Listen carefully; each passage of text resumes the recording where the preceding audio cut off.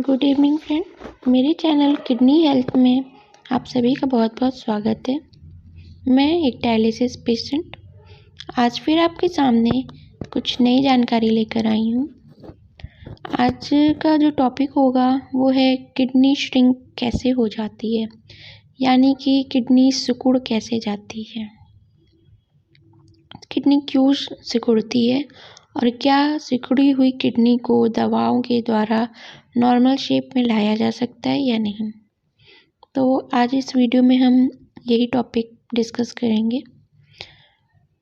Start करते हैं, kidney सिकुड़ कैसे जाती है। किडनी हमारा एक बहुत ही इम्पॉर्टेंट ऑर्गन है जो ब्लड को फिल्टर करता है और वेस्ट प्रोडक्ट को बॉडी से बाहर निकालता है। पर हमारे खान पान, हमारी रूटीन, हमारे दिनचर्या जैसी होती है, उसका इफ़ेक्ट हमारी किडनी पर बहुत ही पड़ता है। यानी कि अगर आप बाहर का बहुत ही ज़्यादा खाना खाते हैं, अगर आपको फास्ट फूड बहुत पसंद है और आप रेगुलरली खाते हैं, तो आप अपनी हेल्थ के साथ खिलवाड़ कर रहे हैं। किडनी सिकुड़ने का एक बहुत ही मेन रीज़न है बीपी का हाई होना। बीपी ब्लड प्रेशर होता है। ब्लड प्रेशर बहुत ही ज़्यादा अगर आपका लंबे समय तक हाई बना हुआ है तो चांसेस है कि आपकी किडनी सिकुड़ सकती है, डैमेज हो सकती है। बीपी ना सिर्फ किडनी को इफ़ेक्ट करता है बल्कि हाई ब्लड प्रेशर आपका माइंड, हार्ट, लीवर, लंग, इन सबको भी डैमेज करने की कैपेसिटी रखते हैं। तो हमें ध्यान देना है कि यदि हमारा ब्लड प्रेशर हाई रहता है, जैसा कि सिस्टोलिक 125 होता है, डायस्टोलिक 95 होता है, अगर इसके ऊपर हमारा बीपी जा रहा है लंबे समय तक, तो हमें बिल्कुल भी देरी नहीं करनी है। हमें फिजिशियन से तुरंत हाई ब्लड प्रेशर की दवा लिखवानी है और हमें अपना मेडिकेशन रूटीन जो भी डॉक्टर ने प्रेस्क्राइब किया है उसे फॉलो करना है और हो सके तो अपने खाने से नमक भी कम कर देना है। हाई ब्लड प्रेशर का दूसरा रीज़न है ज़्यादा लंबे समय तक हाई ब्लड प्रेशर रहने से किडनी पे इफ़ेक्ट पड़ता है, जिससे वो अपनी नॉर्मल साइज़ से छोटी होने लगती है। जब वो नॉर्मल साइज़ से छोटी होने लगती है तो जाहिर सी बात है उसका फंक्शन जो है वो धीरे धीरे कम होने लगता है, जिससे हमारी बॉडी में प्रॉब्लम क्रिएट होने लगती है। सवाल है क्या सिकुड़ी हुई किडनी को हम उसके नॉर्मल साइज़ में दवाओं से ला सकते हैं?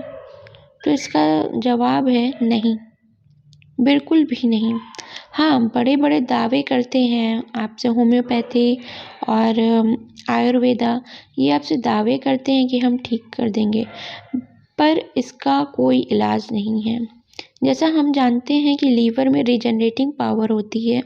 रीजनरेटिंग पावर का मतलब होता है जैसे छिपकली की पूंछ, वो एक बार कट जाती है तो उसके अंदर कैपेसिटी होती है रीजनरेट करने की, यानी कि फिर से ग्रोथ करने की। तो लीवर हमारा एक ऐसा ऑर्गन है कि अगर उसमें हल्का फुल्का डैमेज है तो वो खुद से रीजनरेट होता है, मतलब खुद से ठीक हो जाता है।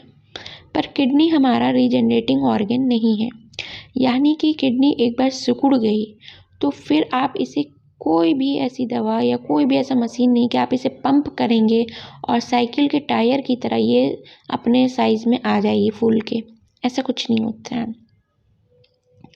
एक बार अगर किडनी सिकुड़ना शुरू हो जाती है तो आप मान के चलिए कि ये प्रोसेस भले ही स्लोली हो, आपके खान पीन पर डिपेंड करेगा इसका डैमेज होना, बट ये सिकुड़ के एकदम छुट्टी हो जाती है और इसका फंक्शन 85% तक कम हो जाता है और आप डायलिसिस पे आ जाते हैं। तो हमारी कोशिश यही होना चाहिए कि जो हमें गॉड गिफ्टेड ऑर्गन्स हैं, हम उनके साथ खिलवाड़ ना करें सिर्फ अपने टेस्ट के लिए। हमें उन्हें बचा के चलना चाहिए। हमें कोशिश करनी होगी कि हम अपनी किडनी को सिकुड़ने ना दें।